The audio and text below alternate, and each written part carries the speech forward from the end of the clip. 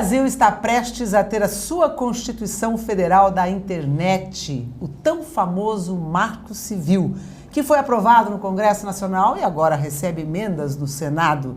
Mas o que isso muda na sua vida, na vida de quem acessa as redes, de quem trabalha com a internet?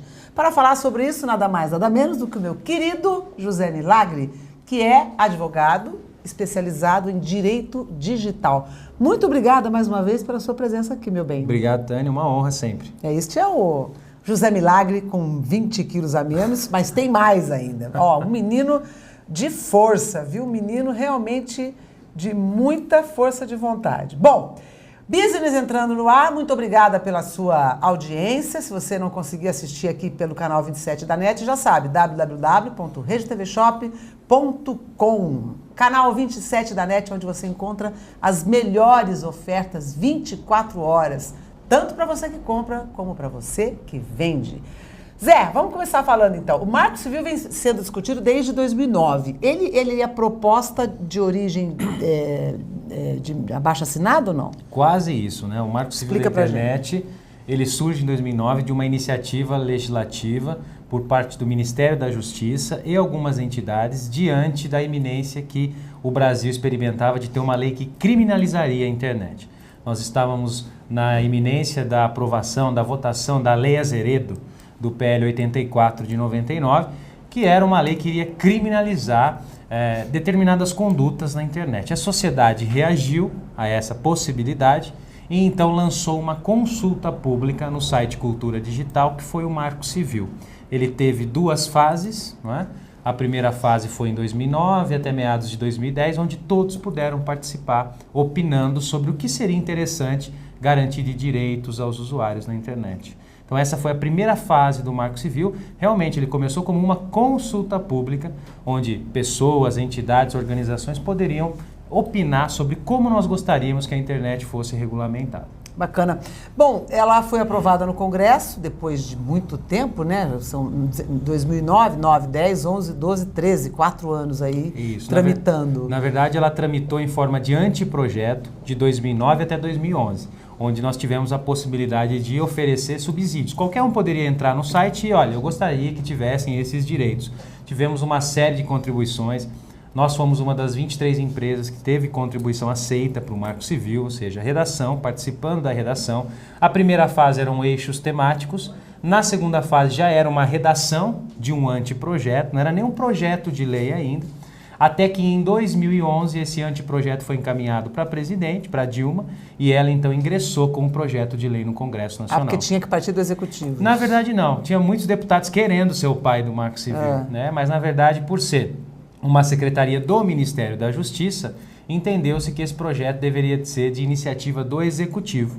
Então a Dilma propôs em agosto de 2011 o PL 2126 de 2011, Bacana. Que é o Marco Civil da Internet, que tramita desde 2011 no Congresso. Tá. O que efetivamente mudou? O que poderíamos fazer antes do Marco Civil? Obviamente que ele ainda não foi sancionado, mas o que vamos poder fazer e o que não poderemos mais, nós, usuários da internet, fazer? Depois vamos passar para provedores, etc. e tal.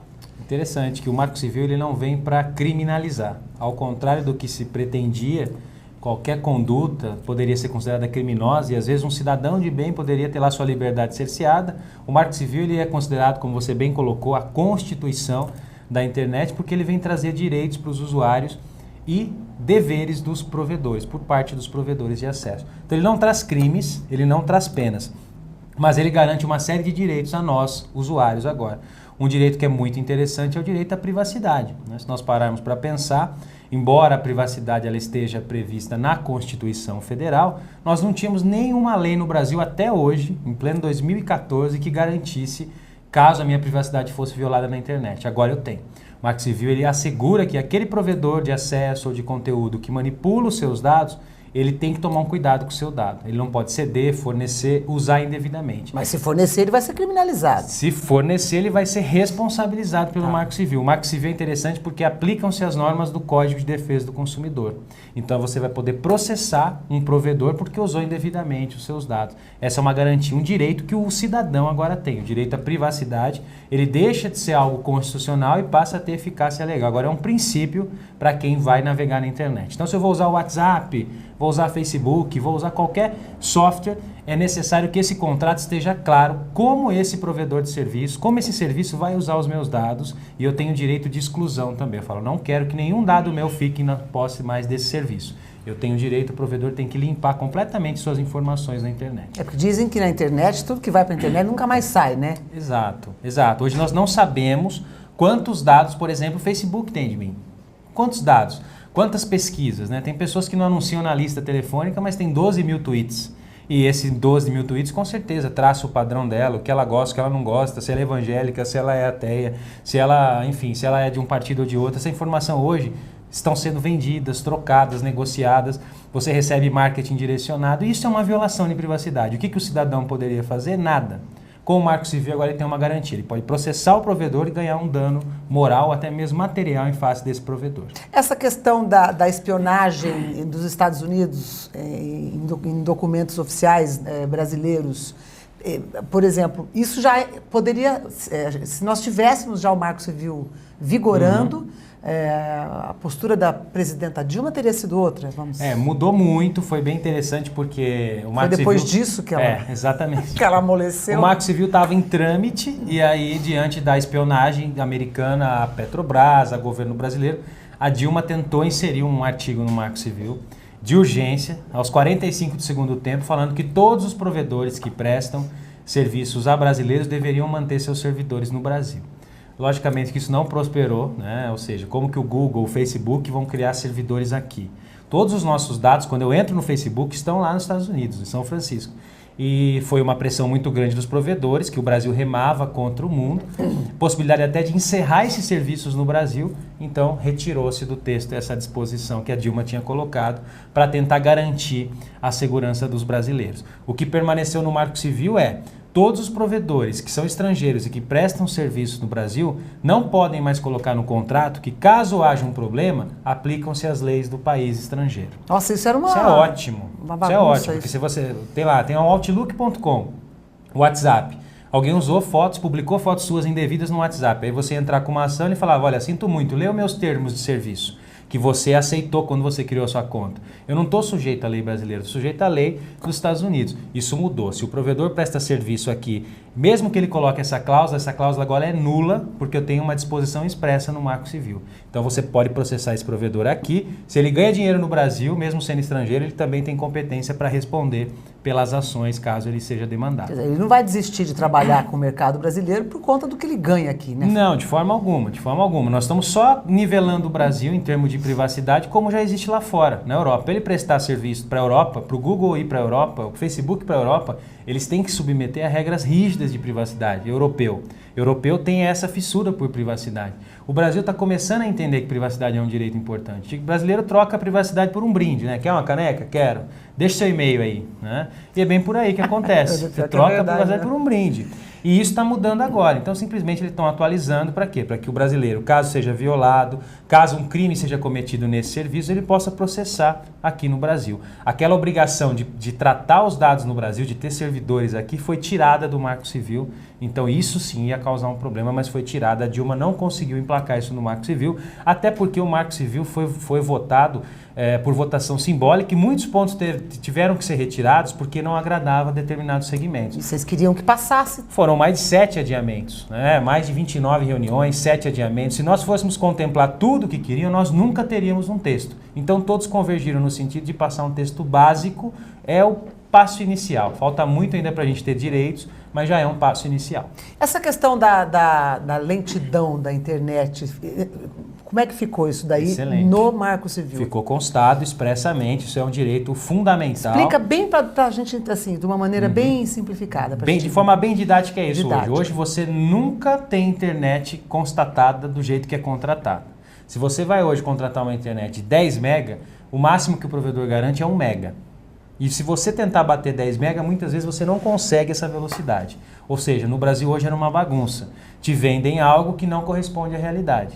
Com o Marco Civil, não. Existe um princípio que o provedor deve garantir a velocidade contratada. Ou seja, a velocidade que você contratou deve ser necessariamente a velocidade que você constata lá na sua casa, na sua empresa. Então, os provedores vão ter que se virar para atender essa velocidade. Ou dizer o que está vendendo. Ou dizer o que está vendendo. E isso está acontecendo já tem clientes aqui de Bauru que já ligaram para nós, que receberam uma ligação da operadora de telefonia falando, olha, seu plano vai mudar de nome. Né? Então, eu vi isso aí. E não é mudança de nome. Na verdade, eles estão ajustando o plano para que realmente eles prestem. Era o plano 50 mega. Ele falou, seu plano vai mudar de nome, vai virar plano 5 mega. Na verdade, eles estão ajustando com a velocidade que eles efetivamente... Você vai continuar pagando uma coisa e agora eu vou dizer a verdade para você. Não tem 50 megas. Exatamente. Aquele que tiver uma internet que constatado é menor do que contratado pode entrar com uma ação de perdas e danos. O Marco Civil ele estabelece essa relação com o Código de Defesa do Consumidor. Bom, tudo isso depois, obviamente, que ele for sancionado, né? Porque por enquanto ele está no Senado, recebendo emendas. Dia 25 de março ele foi aprovado na Câmara dos Deputados. Ele era o PL 2126 de 2011. Ele entrou agora no Senado, PL 21 de 2014. Quem quiser já anotar, esse é o novo número do Marco Civil, PL 21 de 2014. É provável que ele seja votado agora, recentemente, nas próximas semanas. Inclusive, ele já foi aprovado em uma comissão do Senado já, hoje a notícia, que ele foi aprovado em uma das comissões do Senado e ele tem um prazo muito curto para ser votado. Ele tem 45 dias para ser votado no Senado. Se ele não for votado em 45 dias, vai trancar a pauta. E não vota-se mais nada no Senado. Então o Marco Civil vira lei esse ano, com certeza. Bacana. Rapidamente, antes da gente ir para o intervalo, você estava falando dessa questão da velocidade. Eu estava outro dia conversando com um técnico de informática de uma empresa, e aí ele estava conversando comigo, de repente ele parou, olhou na tela dele, tinha uma lista de pessoas que trabalham com ele naquela empresa. Ele falou, puxa vida, esse fulano fica fazendo download aqui, fica deixando a minha internet lenta. Vou deixar a internet dele mais lenta. Que poder é esse, meu amigo? Evidentemente isso aí tem ocorrido nas empresas, né? Ou seja, de acordo com o conteúdo que a pessoa acessa, o gestor da rede vai lá e diminui esse conteúdo para que ele não prejudique a empresa, né? No âmbito corporativo, se isso está previsto na política da empresa, por isso que é importante hoje, nós temos uma série de empresas aqui em Bauru que nós fazemos a política de segurança, todo o termo de uso de informática para não gerar esse problema com o empregado. Se está previsto, não tem problema. O que o Marco Civil eliminou agora é a possibilidade do provedor fazer isso. Como que o provedor fazia? Eu quero acessar a internet, acessar o Facebook, tudo bem, sua velocidade está ótima. Eu quero assistir filme pela internet. Opa, ele está assistindo filme pela internet. Se ele assistir filme pela internet, ele não vai contratar a nossa TV a cabo. Então o que eles faziam? Olha isso. Reduziam a nossa velocidade, porque eles sabiam que você está acessando o filme. Entendi. Isso é o chamado traffic shaping. Isso está proibido, porque o Marco Civil trouxe o que nós chamamos de neutralidade da rede. Isso, que é um assunto muito interessante também. Bacana. Vamos fazer um intervalo rapidinho, não sai daí que o assunto está pegando fogo, é a sua vida que está em jogo, não tem ninguém que não acesse a internet hoje, o Business volta, só um minutinho, já volta aí.